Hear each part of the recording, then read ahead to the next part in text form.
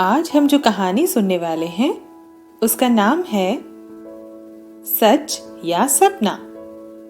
तो आइए सुनते हैं ये कहानी। विरल अपने मम्मी पापा के साथ शहर के एक पॉश इलाके में रहता था। उसका घर या कहें बंगला बहुत सुंदर और शानदार था। घर के आगे बड़ा सा लॉन और ढेरों पेड़ पौधे लगे हुए थे। आज छुट्टी का दिन था और विरल बालकनी में खेल रहा था। तभी उसने एक पेंसिल उठाकर नीचे बगीचे में फेंक दी। पेंसिल रघु काका के पास ही गिरी। रघु काका बहुत सालों से बंगलों में लगे बगीचों में काम किया करते थे।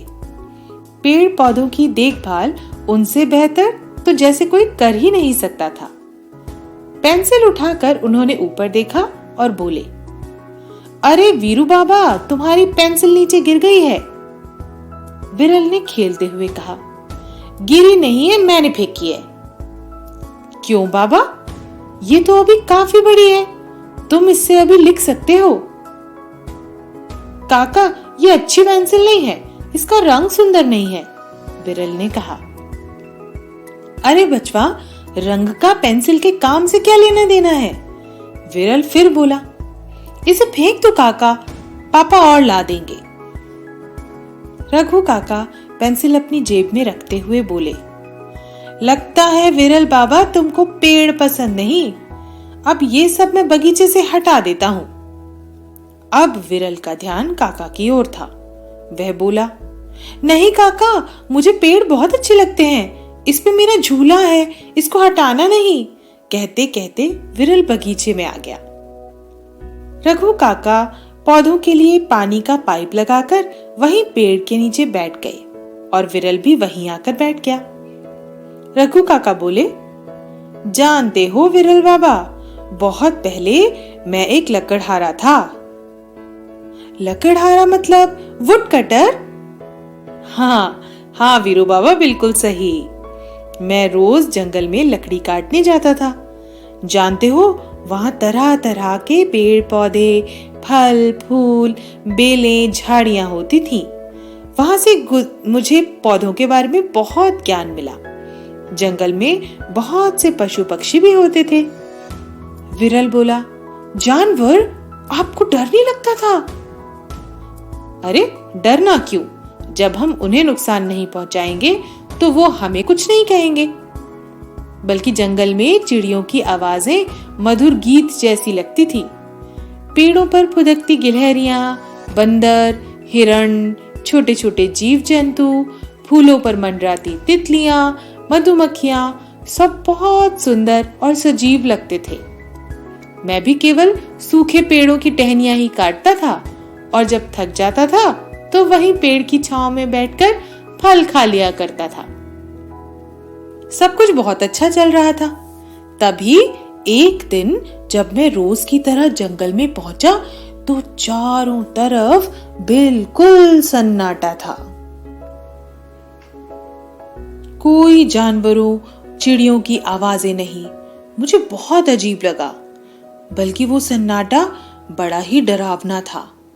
यह सुनकर विरल की आंखें आश्चर्य से फैल गईं। फिर क्या हुआ काका? वीरू बाबा, मैंने देखा जंगल में कोई जानवर, कोई पक्षी, यहाँ तक कि कीड़े मकोड़े भी नहीं थे। सारे पेड़ पौधे एकदम उदास थे। मुझे कुछ समझ ही नहीं आया। मैं पेड़ के नीचे परेशान होकर बैठ गया। तभी पेड़ से आवाज आई, अब दुखी होने से क्या होगा, ये सब तो तुम मनुष्यों का ही किया है। मैं घबरा गया। मैंने पेड़ से पूछा, सब जानवर कहाँ गए? पेड़ बोला, वो सब अब यहाँ नहीं रहना चाहते, क्योंकि तुम मनुष्य बहुत ही स्वार्थी हो। सबका इस्तेमाल अपने फायदे के लिए करते हो और तुम्हें पर्यावरण की, जंगल की और जानवरों की किसी की चिंता नहीं है। तुम्हारी गाड़ियों, फैक्ट्रियों के धुएं और शोर से सारा वातावरण खराब हो रहा है। जंगल के सारे हरे भरे पेड़ काटते जा रहे हो। बेचारे जानवर कहाँ जाएंगे? और उन सब के बिना हम भी कुछ ही दिन में सूख के मर जाएंगे। फिर देखेंगे कि तुम मनुष्य बिना पेड़ों और जीव जंतुओं के कैसे जिंदा रहते हो। तभी मेरे ऊपर एक फल आके गिरा और मेरी नींद टूट गई। जागा तो देखा जंगल अब भी बिल्कुल वैसा ही सुंदर और सभी जानवर वही थे। वीरू बाबा, मैं लकड़ी काटते काटते थक कर वहीं पेड़ के नीचे सो गया था और ये सब मैंने सपने में देखा था। जब मैं कुछ संभला तो मैंने हाथ जोड़कर भगवान को धन्यवाद दिया कि शुक्र है यह सपना था। यदि सच में ऐसा हो जाए तो वाकई इंसान जिंदा नहीं रह सकेगा। लेकिन तब से मुझे समझ में आ गया कि हमारा पर्यावरण हमें खुद ही सुरक्षित रखना होगा। अब देखो, तुमने ये पेंसिल फेंक दी, जबकि जानते हो ये लकड़ी से बनी है। और यदि हम सब इसी तरह चीजें बर्बाद करते रहे तो कितने पेड़ों का विनाश हो जाएगा। विरल ने रघु काका से अपनी पेंसिल वापस ले ली और ऐसा दोबारा न करने के प्रॉमिस करते हुए विचारों में खोया वापस अंदर चला गया।